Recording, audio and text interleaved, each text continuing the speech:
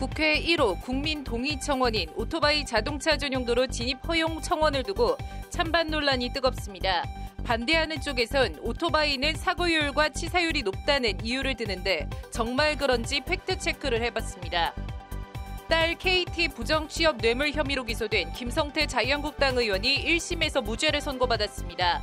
김 의원은 총선에 매진해 문재인 정권의 전횡에 맞서 싸우겠다고 밝혔습니다. 이른바 승리 라면집으로 알려진 아오리라멘 전 점주들이 승리가 연루된 버닝썬 사태 때문에 가게가 망했다며 프랜차이즈 본사를 상대로 낸 손해배상 소송 1심에서 패소했습니다. 김현전 변협회장 등 130명의 변호사들이 추미애 장관의 검찰 인사와 직제 개편을 강하게 성토하는 성명을 발표했습니다. 이호영 변호사와 관련 이슈들을 짚어봤습니다. 1월 17일 법률방송 로투데이 시작하겠습니다. 첫 소식입니다. 법률방송에서는 지난 10일과 15일 두 차례에 걸쳐 오토바이 자동차 전용도로 진입 허용 국회 국민동의 청원 관련한 보도를 전해드렸습니다. 국회 온라인 1호 입법청원이 오토바이 자동차 전용도로 진입 허용 청원인데 해당 기사가 나가자 댓글로 찬반 논란이 뜨겁습니다. 반대하는 쪽의 주된 이유는 오토바이는 사고도 많이 나고 일단 사고가 나면 인명사고로 이어진다는 건데요. 한마디로 오토바이는 도로 위에 흉기여서 자동차 전용 도로나 고속도로 진입을 허용하면 절대 안 된다는 건데 정말 그럴까요? 장한지 기자가 팩트체크를 해봤습니다. 법률방송이 1호 국민동의 청원으로 오토바이 자동차 전용 도로 통행 금지 제한을 풀어달라는 청원을 냈습니다. 앞으로 진행 경과 등도 지속적으로 보도해드리겠습니다. 장한지 기자입니다. 그리고 청원 심사를 거쳐 국회는 어제 법률방송이 청원한 오토바이 자동차 전용도로 진입 허가 청원을 국민동의청원 공식 1호 청원으로 사이트에 공개했습니다. 그동안의 경과와 앞으로 일정을 해당 청원을 직접 올린 장한지 기자가 전해드립니다. 오토바이 자동차 전용도로 진입을 허용하라는 국회 국민동의 청원 관련 기사를 본 네티즌들의 찬반 논란이 뜨겁습니다. 관련 기사엔 수백 건의 댓글이 달렸는데 그중 드디어 한 발짝 나아갔다. 길게 보면 우리나라 오토바이 산업 발전으로 이어질 것이다 라는 찬성 의견이 있었습니다. 반면 오토바이가 자동차 전용도로에 진입하면 사고율이 높아질 텐데 너무 위험하다. 절대 안 된다는 반대 의견도 눈에 띕니다. 이에 김 여사 같은 사람이 고속도로를 달리고 있는데 뭐가 더 위험한가? 오토바이를 타보지도 않고 무조건 안 된다는 건 문제가 있다는 반박과 오토바이 사고율이 높은 건 엄연한 사실이다는 등의 재반박이 이어지는 등 그야말로 찬반 논쟁이 팽팽합니다. 오토바이 자동차 전용도로 진입 허용을 반대하는 쪽의 의견은 크게 두 가지로 요약됩니다. 하나는 오토바이는 사고가 많이 난다. 그리고 다른 하나는 일단 사고가 나면 사망사고로 이어지기 십상이다. 이렇게 두 가지입니다. 이 같은 믿음은 그런데 정말 사실일까요?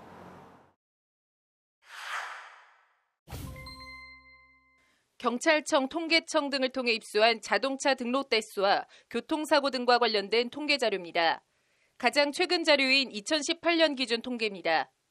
국토교통부 자동차 등록 대수 현황에 따르면 2018년 기준 자동차 등록 대수는 1,867만 6,924대에 이릅니다. 이 가운데 자동차 교통사고 건수는 14만 5,238건으로 사고율은 0.77%입니다. 쉽게 말해 자동차 만 대당 77건 교통사고가 발생한다는 뜻입니다. 오토바이의 경우를 보면 2018년 기준 이륜차 등록 대수는 220만 8,424대이고 오토바이 사고 건수는 15,365건입니다. 이를 퍼센트로 환산하면 0.69%가 됩니다. 오토바이 만 대당 67건꼴로 사고가 일어난다는 얘기입니다. 자동차 만 대당 교통사고는 77건, 오토바이는 69건. 통계는 오토바이 교통사고율이 자동차보다 높다는 믿음은 잘못된 믿음, 오류라는 점을 보여주고 있습니다. 전향적인 사고방식이 필요하다는 거, 왜 OECD 34개국이 다 열려 있는지, 제가 중요하게 강조하는 건 뭐냐면 꼭 고속도로는 아니더라도 전용도로는 열어줘야 되거든요. 자동차 전용도로는 일반 도로 가다 그냥 전용도로로 진입이 돼버려요.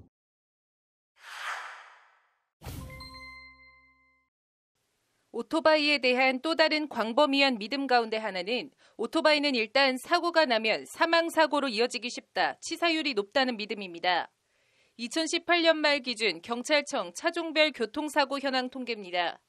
전체 교통사고 비율을 놓고 보면 승용차가 66.9%로 교통사고 10건 가운데 7건은 승용차 사고입니다.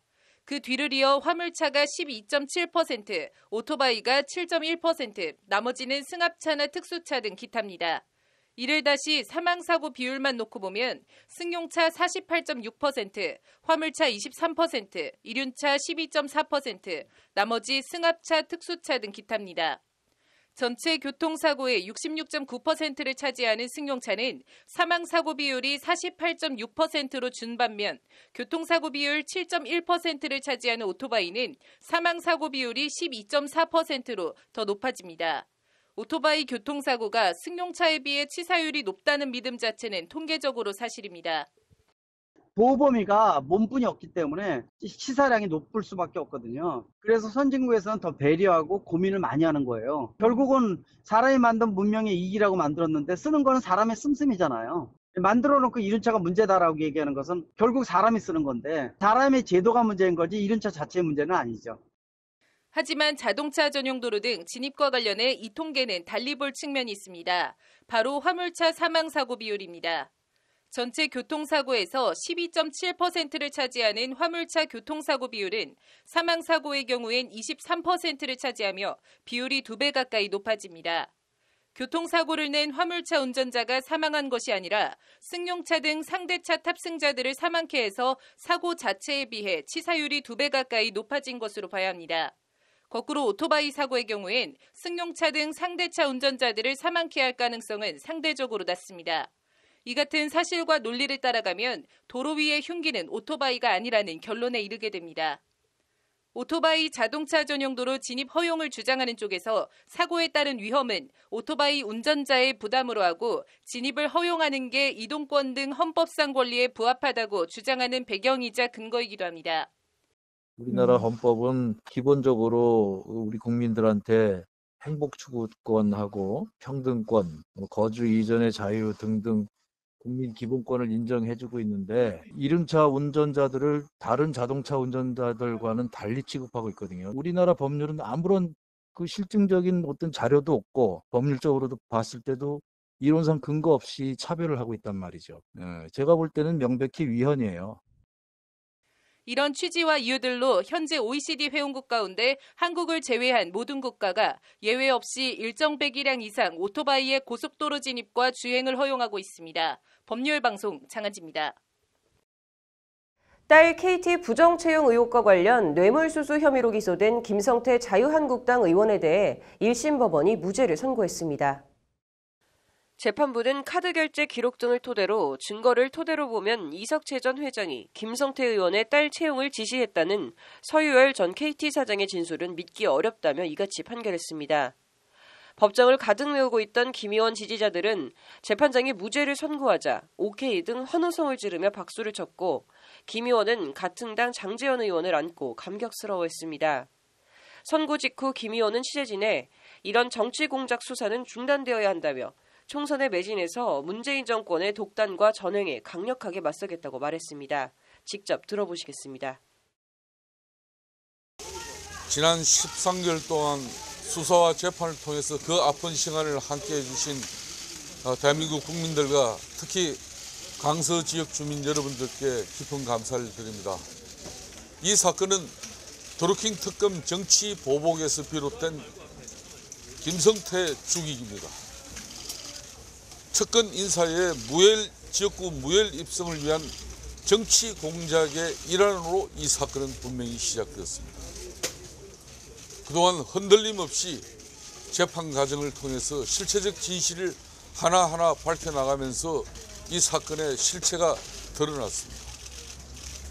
이제 실체적 진실이 이제 밝혀진 만큼 저는 4월 총선에 매진해서 문재인 정권의 독단과 전횡에 강력하게 맞서겠습니다. 문재인 정권이 국민들의 모든 가슴을 도려내는 그런 독단과 전횡을 펼치고 있습니다. 이제 제1야당의 전 원내대표로서 그동안 정치 보복에서 벗어나서 이제 더욱더 자유민주주의 체제와 그리고 시장경제, 법치주의가 살아 숨쉬는 대한민국이 될 수 있도록 최선의 노력을 다해가겠습니다. 다시 한번 끝까지 이 사건의 실체적 진실을 위해서 수사 과정과 재판 과정을 지켜봐 주신 언론인 여러분에게도 거듭 감사의 말씀을 드립니다.